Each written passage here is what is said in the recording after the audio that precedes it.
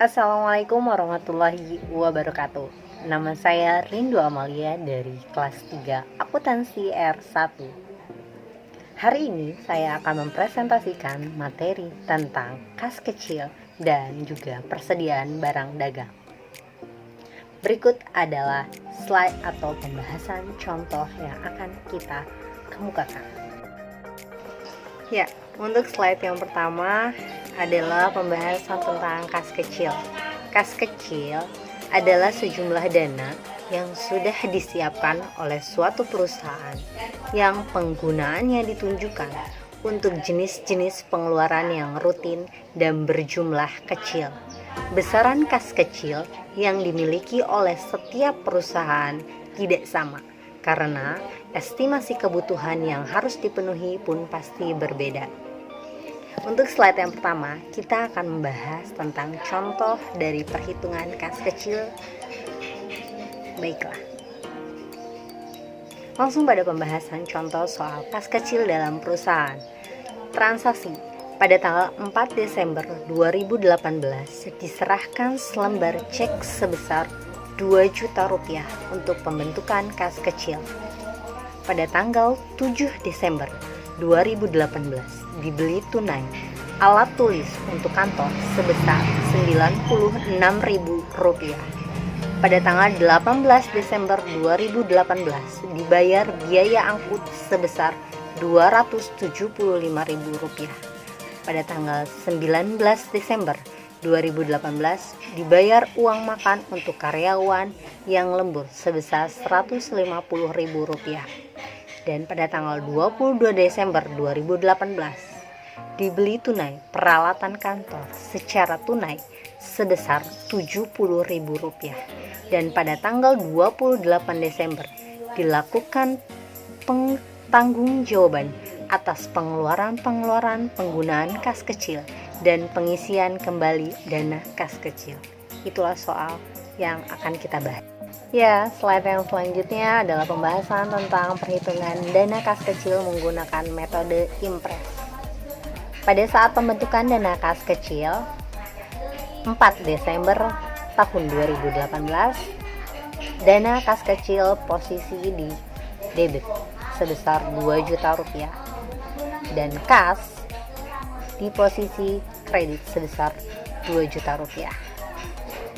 Serta saat pengisian kembali dana kas kecil, maka pada tanggal 28 Desember 2018, akun yang debit adalah perlengkapan kantor sebesar Rp96.000, biaya angkut sebesar Rp275.000, uang makan sebesar Rp150.000, serta peralatan kantor sebesar Rp1.000 posisi di debit terhadap akun kas sebesar Rp591.000 untuk pengisian kembali dana kas kecil. Slide yang ketiga yaitu perhitungan dana kas kecil menggunakan metode fluktuatif dalam pencatatannya, yaitu saat pembentukan dana kas kecil pada tanggal 4 Desember 2018, kas kecil posisi di debit sebesar 2 juta rupiah dan dana kas di kredit sebesar 2 juta rupiah. Saat terjadi transaksi langsung dicatat pada buku dana kas kecil. Seperti pada tanggal 7 Desember 2018 atas pembelian alat tulis kantor hingga akun perlengkapan kantor sebesar Rp96.000 di debit, kas kecil sebesar Rp96.000 di kredit.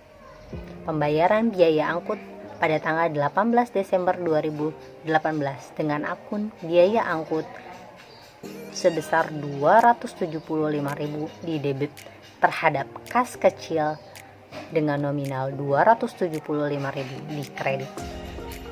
Selanjutnya adalah pembayaran uang makan lembur karyawan. Pada tanggal 19 Desember 2018, uang makan sebesar Rp150.000 posisi di debit terhadap akun kas kecil Rp150.000 di kredit. Transaksi selanjutnya adalah pembelian alat tulis kantor, yaitu pada tanggal 22 Desember 2018. akunnya adalah peralatan kantor sebesar Rp70.000 terhadap kas kecil di kredit sebesar Rp70.000.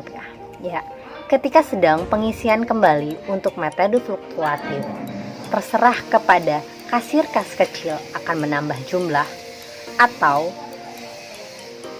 tidak.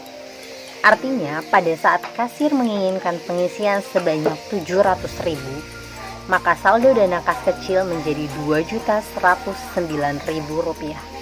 Saldo ini tidak sama ketika saat pembentukan dana kas kecil sebesar Rp2 juta.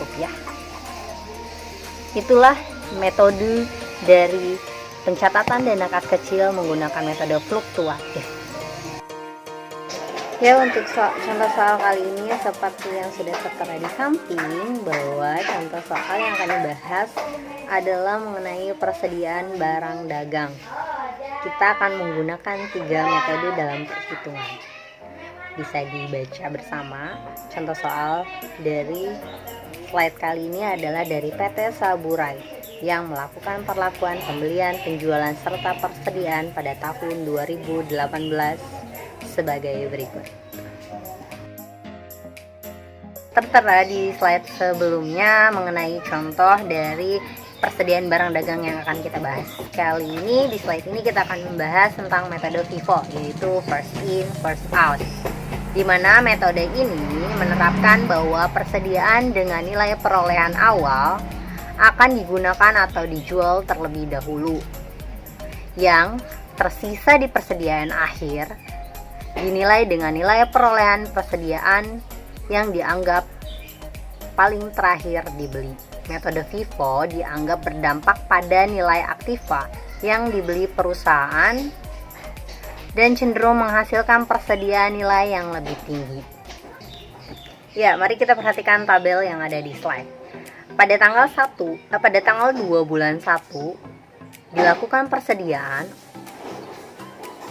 sebesar 200 unit dengan harga 9.000 per satuannya dan total harganya adalah Rp1.800.000. Dan pada tanggal 10 Maret dilakukan pembelian sebanyak 300 unit dengan harga Rp10.000 per unit, total harga yaitu Rp3 juta.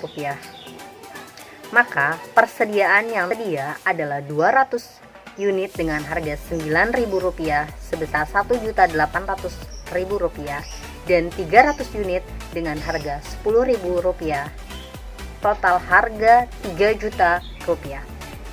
Maka untuk transaksi yang selanjutnya tanggal 5 bulan 4 yaitu penjualan sebanyak 200 unit dengan harga Rp9.000 dan total Rp1.800.000. Hal ini disebabkan karena persediaan di awal adalah sebesar 200 unit dengan harga Rp9.000. Maka ketika ada penjualan dipotong dengan harga Rp9.000. Itu yang disebut dengan metode FIFO. Slide selanjutnya adalah metode LIFO, yaitu last in first out. Metode ini menerapkan bahwa persediaan dengan nilai peroleh akhir akan dijual atau digunakan terlebih dahulu, sehingga peroleh persediaan akhir dinilai berdasarkan nilai perolehan yang pertama atau awal masuk dibeli. Metode LIFO dianggap berdampak pada nilai aktiva yang rendah pada perusahaan dan cenderung menghasilkan nilai persediaan akhir yang rendah. Nah, slide yang selanjutnya kali ini kita bahas adalah mengenai perhitungan persediaan barang dagang menggunakan metode LIFO atau last in first out. Pada transaksi tanggal 2 bulan 1 dilakukan persediaan sebanyak 200 unit dengan harga per unit Rp9.000 dan total harga Rp1.800.000. Pada tanggal 10 bulan 3 dilakukan pembelian sebanyak 300 unit dengan harga unit Rp10.000 dan total harga Rp3 juta. Maka persediaan yang tersedia adalah sebagai berikut, yaitu 200 unit dengan harga Rp9.000 dan total harga Rp1.800.000 serta 300 unit dengan harga Rp10.000 dengan total harga Rp3 juta. Selanjutnya adalah transaksi penjualan pada tanggal 5 bulan 4, di mana ada sebanyak 200 unit yang dijual dengan harga Rp10.000 per unit dan total harga 2 juta rupiah. Maka persediaan yang tersisa adalah sebanyak 200 unit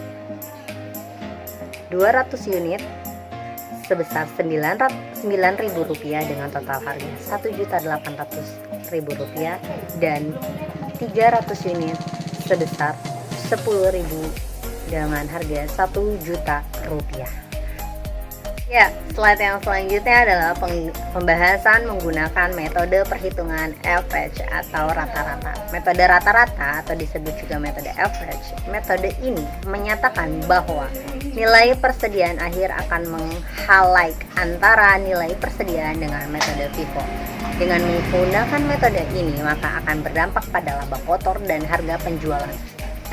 Ya, seperti tabel di slide berikut ini adalah pada tanggal 2 bulan 1 dilakukan persediaan sebanyak 200 unit dengan harga per unit Rp9.000 dan total harga Rp1.800.000. Transaksi selanjutnya pada tanggal 10 bulan 3 yaitu pembelian sebanyak 300 unit dengan harga Rp10.000 per unit dan total harga Rp3 juta. Maka persediaan yang akan berubah di sini, lihat ya, perhatikan. Persediaannya akan sebesar 500 unit. Di mana untuk perhitungan harga per unitnya didapat dari total harga dibagi unit yang tersedia. Total harganya itu adalah sebanyak Rp4.800.000 dibagi dengan 500 unit, ya. Dengan persediaan 200 di awal dan pembelian 300, jadi 500 unit. Maka harga per unit yang didapat sebesar Rp9.600. Hal ini akan berpengaruh pada saat penjualan, di mana pada tanggal 5 bulan 4 transaksi penjualan sebesar 200 unit dengan harga per unit Rp9.600 dan total harga Rp1.920.000. Hal ini sangat berpengaruh di harga penjualan. Jadi, ya, saya rasa cukup sekian pembahasan dari saya. Saya berharap pembahasan kali ini dapat dipahami dengan baik dan bermanfaat untuk rekan-rekan yang menonton. Saya mohon maaf apabila banyak kesalahan. Dan terima kasih atas